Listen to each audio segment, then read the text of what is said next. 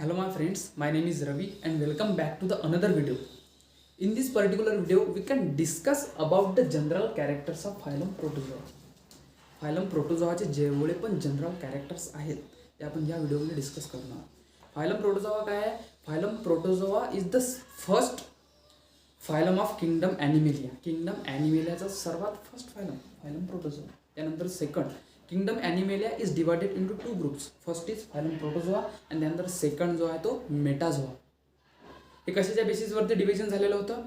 जेवढे पण unicellular animals आहेत प्रेझेंट आहेत अर्थवरती ते फायलम प्रोटोझोआमध्ये डिवाइड केले गेले. त्यानंतर जेवढे पण मल्टीसेल्युलर ॲनिमल्स आहेत ते फायलम मेटाझोआमध्ये डिवाइड केले गेले इन द ॲनिमल किंगडम. आता युनिसेल्युलर जर म्हटलं तर युनिसेल्युलर तर बॅक्टेरिया पण आहेत, पण बॅक्टेरियाची सेल हे प्रोकॅरियोटिक आहे आणि जेवढे पण युनिसेल्युलर जेवढे पण प्रोटोझोआन्स आहेत त्यांची सेल हे युकॅरियोटिक सेल आहेत. म्हणजे eukaryotic but unicellular animals are group are specific into phylum Protozoa. Okay, and multicellular eukaryotic cells in Metazoa. Phylum प्रोटोझोआमध्ये म्हणजे जे एक्झाम्पल्स आहेत ते जस्ट कन्सिडर युग्लेना, त्यानंतर पॅरामोशियम, अमिबा, टायपनोसोमा, हे एक्झाम्पल्स आहेत फायलम प्रोटोझोआचे. एक्सेट्रा अजून बरेचसे खूप सारे आहेत. कारण की 1.8 to 1.7 to 1.8 millions of species are generating organisms are present in our earth. तर याचे पण बरेचसे एक्झाम्पल असतील, पण जे कॉमन एक्झाम्पल्स आहेत अमिबा, पॅरामोशियम, युग्लेना, टायपनोसोमा, हे जे एक्झाम्पल हे कसे आहेत की यांचे जे पण इकोलॉजिकल एन्व्हायरमेंटमध्ये जास्त प्रेझेंटेशन जास्त आहे यांचं. अमिबा म्हणजे हे बरेचसे डिसीज कॉज करतात आणि त्याच्यासाठीच आपल्याला या सर्व ॲनिमल्सचा स्टडी करायचा आहे फायलम प्रोटोझोआ. सो यांचे जनरल कॅरेक्टर्स कसे आहेत आणि कशा प्रकारचे आहेत, प्रोटोझोआ कसे जनरल कॅरेक्टर्स फॉलो करतो. हे एवढे मायक्रोस्कोपिक आहेत प्रोटोझोन्स, एवढे मायक्रोस्कोपिक आहेत की आपल्याला डोळ्याने दिसत पण नाही. खूप एकदम सूक्ष्म. आणि जे ॲनिमल्स और जे ऑर्गॅनिझम्स डोळ्याने दिसत नाहीत अशा ऑर्गॅनिझम्सला आपण ॲनिमेक्युल्स असे म्हणतो. ॲनिमेक्युल्स म्हणजे की जे ऑर्गॅनिझम्स आपण डोळ्याने पाहू नाही शकत, फक्त मायक्रोस्कोपनेच पाहू शकतो, अशा ऑर्गॅनिझम्सला ॲनिमेक्युल्स म्हणतात. ॲनिमेक्युल्स कोण आहेत? प्रोटोझोआ. त्यानंतर यांची सेल कशी आहे? Unicellular. The cell type is unicellular.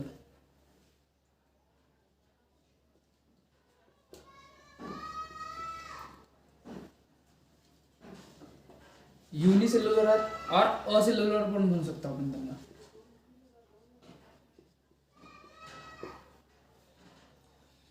Unicellular असून पण यांच्यामध्ये जेवढ्या पण व्हायटल ॲक्टिव्हिटीज आहेत, एक्सक्रिएशन, डायजेशन, रेस्पिरेशन, रिप्रोडक्शन, हे एकच सेल परफॉर्म करतो. एकच सेल बऱ्याचशा ॲक्टिव्हिटीज जे पूर्ण व्हायटल ॲक्टिव्हिटी आहेत ते एकाच सेलमध्ये परफॉर्म होतात. म्हणून यांना प्रोटोप्लाझ्मिक लेवल ऑफ ऑर्गनायझेशन म्हटलं जाते. कारण की एकाच सेलमध्ये एवढे सारे फंक्शन्स परफॉर्म होऊन राहिले. म्हणून या सर्वांना प्रोटोझोआन्समध्ये प्रोटोप्लाझ्मिक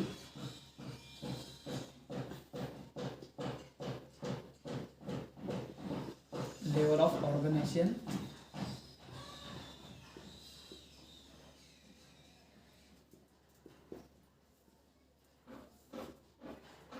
is seen. Protoplasmic level of organization is seen in phylum Protozoa. त्यानंतर यांचे हॅबिटेट मोस्टली आर ॲक्वेटिक.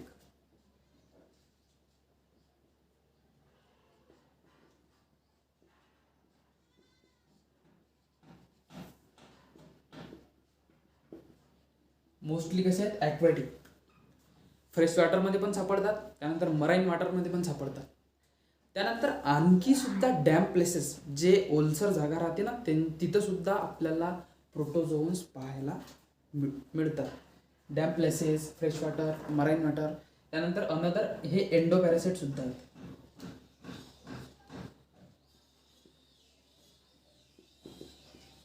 एंडोपॅरासाइट म्हणजे ज्यांना ज्यांचं हॅबिटेट हे असं असते की त्यांना होस्ट लागतो जगण्यासाठी, अर्थवरती जगण्यासाठी त्यांना होस्ट पाहिजे असतो.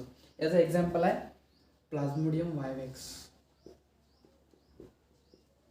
जो की मलेरिया कॉज करतो ह्युमन्समध्ये, आणि हा ह्युमन्समध्ये RBC और लिव्हर सेल्समध्ये प्रेझेंट असतो. म्हणजेच की प्लाझ्मोडियम वायवेक्सचं होस्ट हे ह्युमन्स आहे. हा ह्युमन्समध्ये मलेरिया कॉज करतो आणि ह्युमनच्या लिव्हर सेल और RBC मध्ये हा प्रेझेंट असतो. प्लाझ्मोडियम वायवेक्सचं व्हेक्टर आहे एनॉफिलस मॉस्किटो. म्हणजे हा जे पण मॉस्किटो असतात त्यांच्या सलायवामध्ये पण सापडतो. कोणत्या?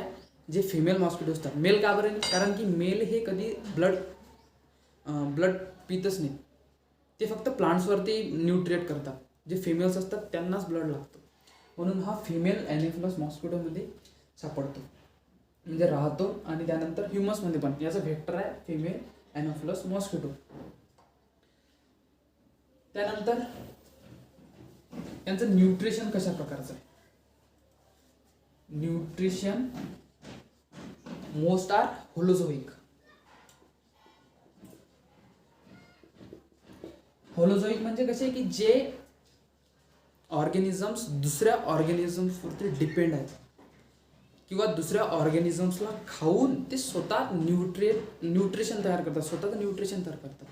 जसं की फॉर एक्झाम्पल ह्युमन बिंग्स, आपण ज्यावेळेस दुसऱ्याला खाऊ, ज्यावेळेस मीट म्हणा इथं दुसऱ्या ऑर्गॅनिझम्सला ईट करू, कॉम्प्लेक्स ऑर्गॅनिक मॅटर ज्यावेळेस ईट करू त्यावेळेस ते अशा न्यूट्रिशनला आपण होलोझोइक न्यूट्रिशन असं म्हणतो. आणखी होलोफॅटिक, काही प्रोटोझोन्स होलोफॅटिक सुद्धा आहेत की जे फोटो ऑटोट्रॉप्स आहेत. लाईक प्लांट्स काय करतात? स्वतःचे खाद्य किंवा अन्न स्वतः तयार करतात. कशापासून? इन द प्रेझेन्स ऑफ लाईटपासून ते स्वतःचं अन्न स्वतः तयार करतात. तशाच प्रकारचे काही प्रोटोझोन्स सुद्धा आहेत जे होलोफॅटिक आहेत, जे स्वतःचं अन्न हे सनलाईटपासून तयार करतात. त्यानंतर सॅप्रोफॅटिक,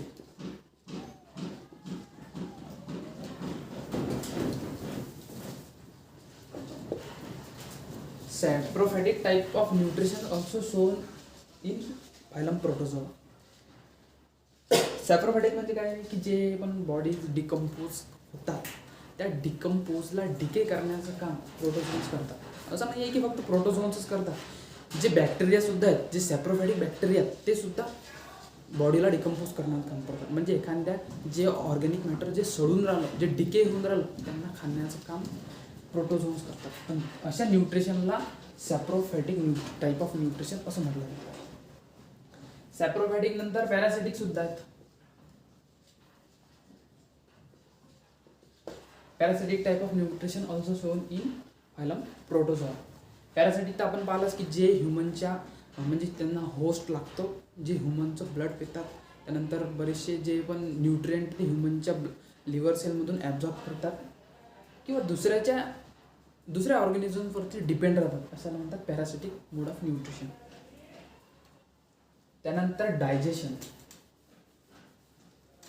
जे पण प्रोटोझोन्स आहेत यांचं डायजेशन कशा प्रकारे?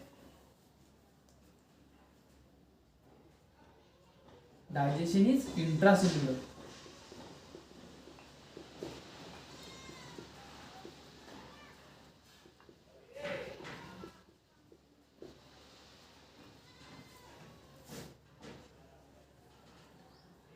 यांचं डायजेशन कशा प्रकारचं आहे? इंट्रासेल्युलर.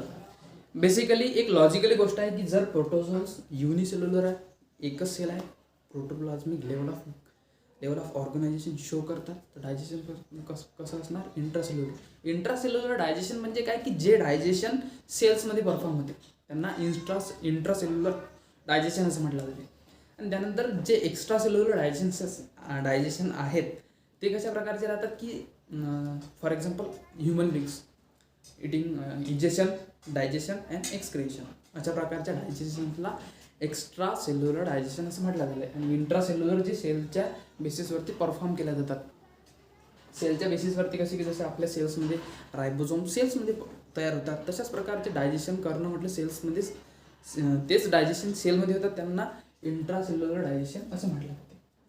इंट्रासेल्युलर डायजेशन पण फूड व्हॅक्यूल्स थ्रू फूड व्हॅक्यूल्स.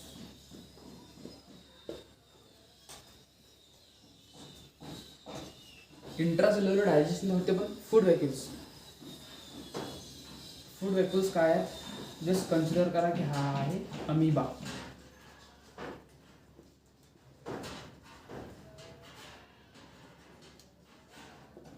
या अमिबाला हा जो फूड पार्टिकल हा इंजेक्ट करायचा आहे, खायचा आहे तो सरळ सरळ, तर तो काय करणार, स्वतःचे असे आर्म्स स्प्रेड करणार, त्या फूड पार्टिकलच्या अवतीभोवती असे स्वतःचे आर्म्स स्प्रेड करणार अशा प्रकारे.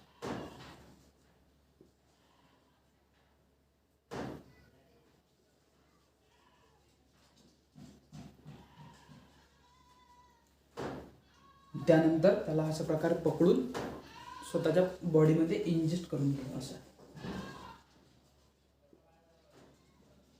अशा प्रकारे. तर जिथं फूडच्या भोवती जे व्हॅक्यूल तयार राहते त्यानंतर फूड व्हॅक्यूल, आणि त्यानंतर डायजेस्ट करून घे. या फूड व्हॅक्यूलला आपल्या अंदर ओढल्यानंतर डायजेस्ट करून घे through the intracellular digestion process. त्यानंतर याचे एक्सक्रेशन कशा प्रकारचे आहेत, हे फक्त एक एक्झाम्पल होतं की अमिबा अशा प्रकारे डायजेशन परफॉर्म करतात, फूड व्हॅक्यूल अशा प्रकारे फॉर्म होतात. हे अमिबा आणि हे प्रत्येक याच्यात होतं, पॅरेन्शियम, टायपनोसोमा, प्रत्येक जेवढे पण प्रोटोझोन्स आहेत त्यांच्या डायजेशनचं फूड व्हॅक्यूल्स फॉर्मेशनची प्रक्रिया ही अशाच प्रकारची राहते. त्यानंतर एक्सक्रेशन कशा प्रकारचं, आता डायजेस्ट केलेलं आहे पण आता ते जेवढे पण वेस्ट मटेरियल्स आहेत ते कशा प्रकारे एक्सक्रेट करतात. यांच्यामध्ये एक कॉन्ट्रॅक्टाईल व्हॅक्यूल असते जे की ऑस्मो रेग्युलेशनसाठी पण मदत करते.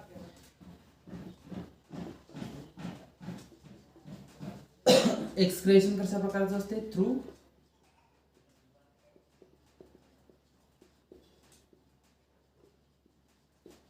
CV कॉन्ट्रॅक्टाईल व्हॅक्यूल. कॉन्ट्रॅक्टाईल व्हॅक्यूल काय करते की सेलच्या मधोमध फॉर्म होऊन जेवढे पण एक्सक्रेटरी प्रोडक्ट्स असतील ते पूर्णच्या पूर्ण कॉन्ट्रॅक्टाईल व्हॅक्यूलमध्ये येतात. कॉन्ट्रॅक्टाईल व्हॅक्यूल बॉडीच्या सरफेसवरती अशा प्रकारे जाऊन बॉडीच्या सरफेसला छिद्र पाडते आणि जेवढे पण एक्सक्रेटरी प्रोडक्ट आहेत ते अशा प्रकारे बाहेर फेकून देते आणि परत क्लोज होऊन जाते. त्यानंतर आउटर बॉडी सरफेसवरून पण एक्सक्रेशन हे परफॉर्म होतात. Then osmoregulation. Osmoregulation म्हणजे काय, the maintenance of a salt and water balance in our body. Salt आणि वॉटरचं बॅलन्स मेंटेन ठेवणं आपल्या बॉडीमध्ये कशाचं काम आहे, याला म्हणतात ऑस्मो रेग्युलेशन. जे ह्युमन्समध्ये आहेत ते किडनी परफॉर्म करतात. किडनीचं फंक्शन काय आहे की जेवढे पण म्हणजे ऑस्मो रेग्युलेशन परफॉर्म करणं हे किडनीचं फंक्शन आहे इन ह्युमन बॉडी. तशाच प्रकारे कॉन्ट्रॅक्टाईल व्हॅक्यूलचं फंक्शन आहे ऑस्मो रेग्युलेशन परफॉर्म करणं in protozoans. Okay, osmo regulation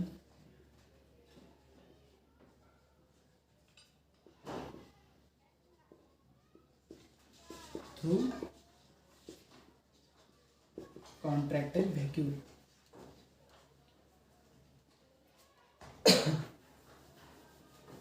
त्यानंतर यांची बॉडी कशी असते, बऱ्याच प्रोटोझोनची बॉडी ही नेकेड असते म्हणजे उघडीच पडलेली असते.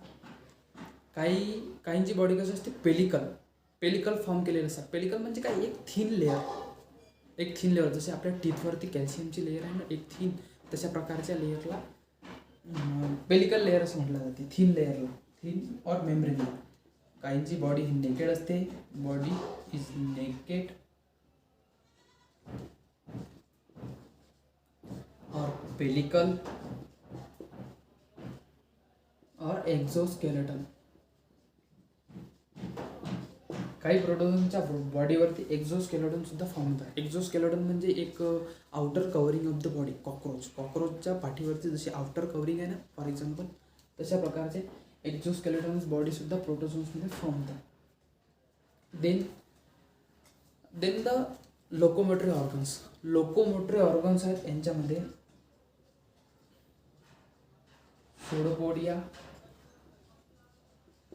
सुडो मीन्स खोटे, पोडिया मीन्स पाय. खोटे पाय यांच्यामध्ये जनरेट होतात.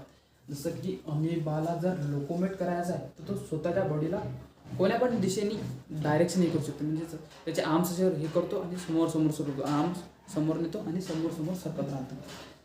तर अशा खोट्या पायांना सुडोपोडिया असं म्हटलं जातं. म्हणजे आता याला जर समोर लोकोमेट करायचं आहे तर हे काय करतं, स्वतःच्या अशा प्रकारे पूर्ण बॉडीला जलीला समोर ढकलवतो आणि या इथून समोर अशा प्रकारे समोर नेत राहतो. म्हणजे यांची शेप पण असे डिफाईन नाही आहे, म्हणून यांना बॉडी सिमेट्री हे प्रत्येक प्रकारची सिमेट्री सुद्धा फॉर्म होतो. They are bilateral, radial or any type of symmetry is seen in protozoans. हे बायलॅटरल पण आहे,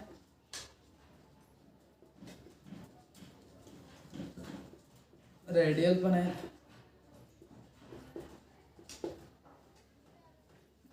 सुडोपोडिया. सुडोपोडिया नंतर यांना फ्लॅजेला सुद्धा असतात. अशा प्रकारे यांच्याजवळ फ्लॅजेला सुद्धा असतात मूव्ह करण्यासाठी. Pseudopodia and flagella are the locomotory organs of Protozoa. Flagella नंतर यांच्याजवळ सिलिया. सिलियाचं वेगवेगळं फंक्शन आहे. सिलिया यांना जर काही ऑब्झॉर्ब करायचं असेल किंवा डायजेस्ट नाही, जर एखादी डिकेइंग मॅटर ॲब्झॉर्ब जर करायचे असतील तर असे स्मॉल सिलिया असे प्रेझेंट राहतात यांच्या बॉडीवरती. अशा प्रकारे त्या सिलियापासून एखाद्या ऑर्गॅनिझमला ते पकडू पण शकतात आणि त्यानंतर त्यांचे जे पण न्यूट्रिएंट्स असतील ते स्वतःच्या अंदर घेऊ पण शकतात, सिलिया. त्यानंतर रिप्रोडक्शन. यांचं रिप्रोडक्शन कशा प्रकारचं आहे?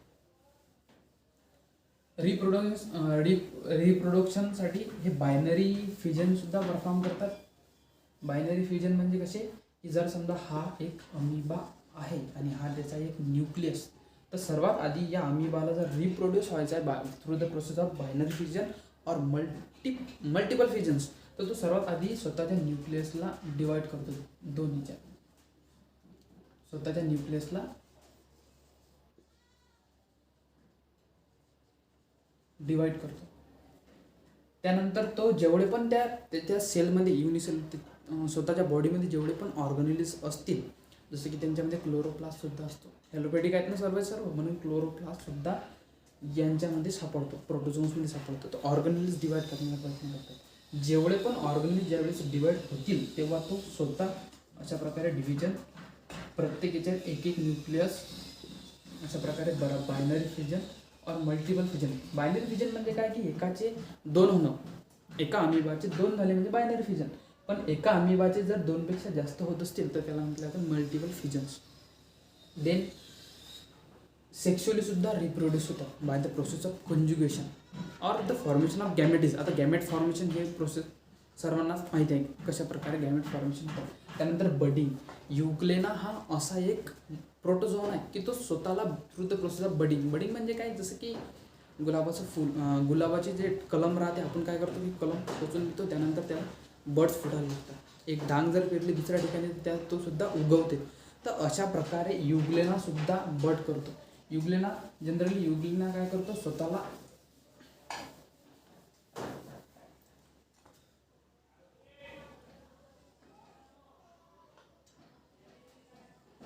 हाय युग्लेना, याची फ्लॅजेला आणि हे याचा न्यूक्लियस. तर सर्वात आधी युग्लेना काय करतो, स्वतःला डिवाइड, स्वतःच्या न्यूक्लियसला अशा प्रकारे एका न्यूक्लियसचे दोन न्यूक्लियस फॉर्म करतो आणि अशा प्रकारे डिवाइड होतो स्वतःच. त्यानंतर आपण बडिंग पाहतो की युग्लेनामध्ये कशा प्रकारे बडिंग होते. त्यानंतर हा अशा प्रकारे स्वतःच्या अंगाला या फ्लॅजेलाला अशा प्रकारे डिवाइड करून देतो आणि एक न्यूक्लियस या युग्लेनामध्ये आणि एक न्यूक्लियस या इथून अशी मधातून चीर पडते म्हणजे तिथून तो स्वतः फाटून जातो, कारण की त्यांना बडिंग करायची असते. त्यानंतर एक न्यूक्लियस त्या साईडच्या युग्लेनामध्ये प्रेझेंट राहतो आणि एक न्यूक्लियस या साईडच्या युग्लेनामध्ये प्रेझेंट राहतो. अशा प्रकारे दोन युग्लेना फॉर्म होतात.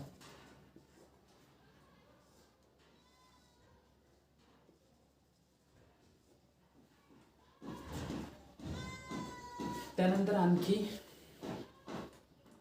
That's all about the general characters of protozoa. Thank you. For watching this general characters of phylum protozoa. जेवढे पण जनरल कॅरेक्टर्स आहेत ते आपण या व्हिडिओमध्ये डिस्कस केलेले आहेत. त्यानंतर परत भेटू समोरच्या व्हिडिओमध्ये. समोरच्या व्हिडिओमध्ये आपण पाहणार आहोत की जेवढे पण जसं प्लाझ्मोडियम वायव्हॅक्सचं मी एक एक्झाम्पल दिलं होतं की जे प्रोटोझोन्समध्ये इन्क्लूड राहतात. तर प्लाझ्मोडियम वायव्हॅक्स हे त्यांची लाईफ सायकल ते कशा प्रकारचे आहेत, स्पोरोझोइड्स काय आहेत, ट्रायपोरोझोइड्स काय आहेत, अशा प्रकारचे सर्व आपण डिटेल मलेरियल पॅरासाइट्सचा स्टडी समोरच्या व्हिडिओमध्ये पाहणार आहोत. म्हणजे समोरच्या व्हिडिओमध्ये आपण पाहणार आहोत की प्लाझ्मोडियम वायव्हॅक्स काय आहे. So thank you for watching this video.